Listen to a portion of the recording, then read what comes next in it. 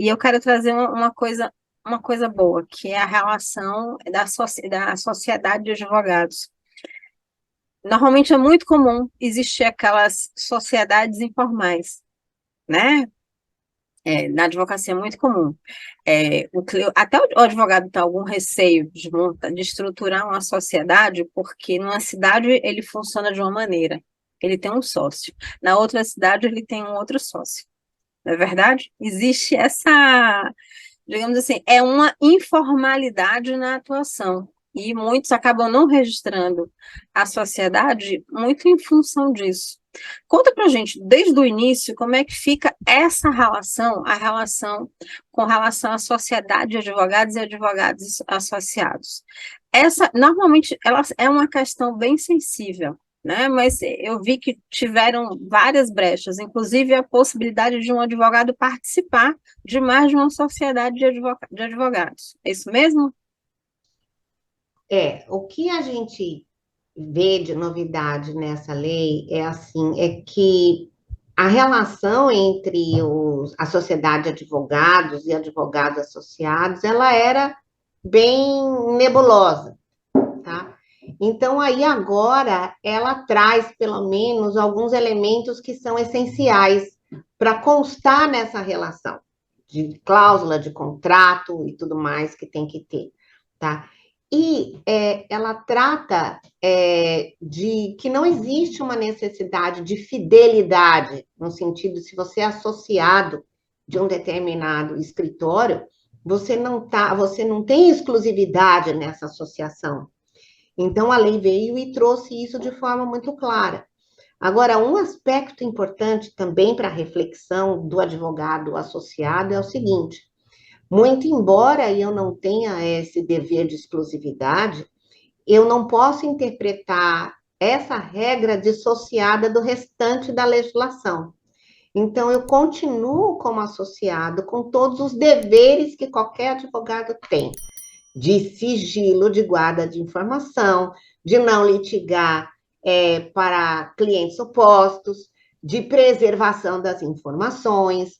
Então, quando eu sou associada de um determinado escritório, eu tenho todos esses deveres para com esse escritório e a clientela desse escritório. Então, se eu vou me associar a outro, eu preciso ver se não tem choque de interesses nessa história.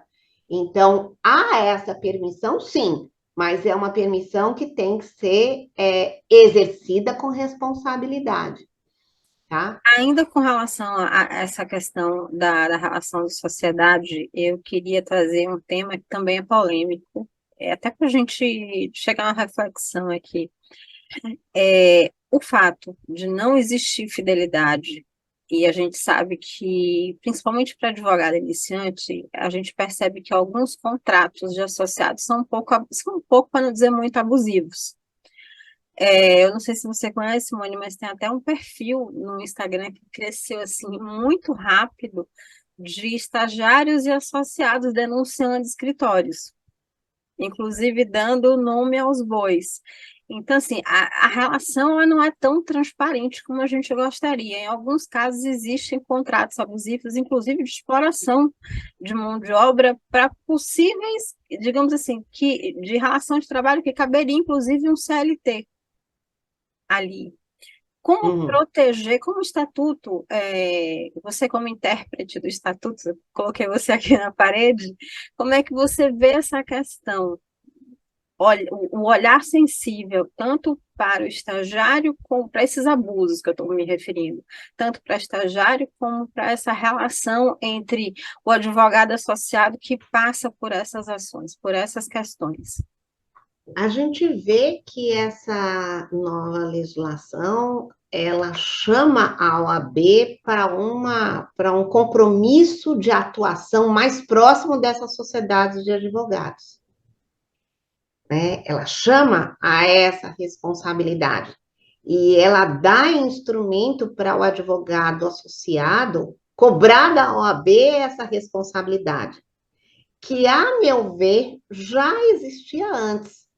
Que quando fala dos honorários alvitantes, né, lá diz que a OAB pode cobrar do diretor jurídico, do chefe do departamento jurídico, quer dizer, quem tem a responsabilidade daquele departamento, né, exigir medidas para que aquela empresa não pague honorários exorbitantes a seus associados, tá, o parceiro. Então, já tinha lá. Agora veio no âmbito maior.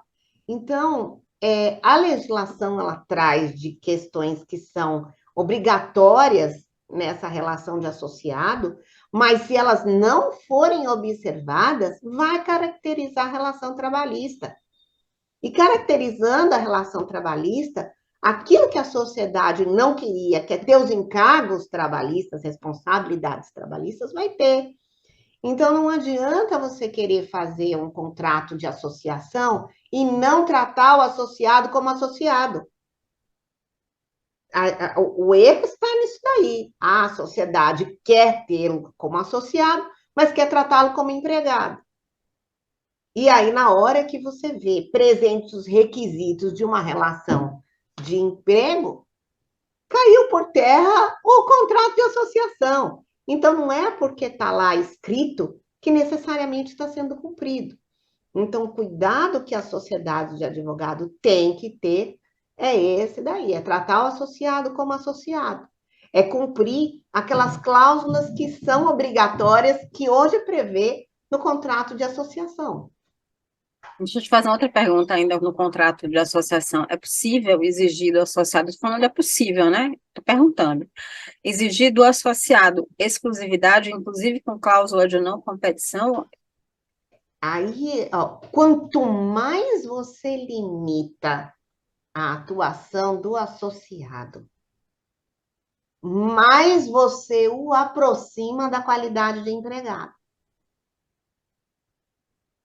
Entende? Então, a gente, quando a gente fala que tem deveres, né? Ok, mas você colocar cláusula de exclusividade, ele só pode ser associado daquela sociedade, então ele não é associado, é um empregado. Porque você vai limitar o campo de atuação e você vai contra, porque a relação de associado, o que você quer? Você quer estimular naquele jovem que ele desenvolva a advocacia, não jovem ou não jovem, mas que desenvolva a advocacia de uma forma liberal. O associado é um liberal, não tenha dúvida disso. Na hora que você restringe, dizendo, não, você vai ser liberal, mas é só meu, então você não quer liberal.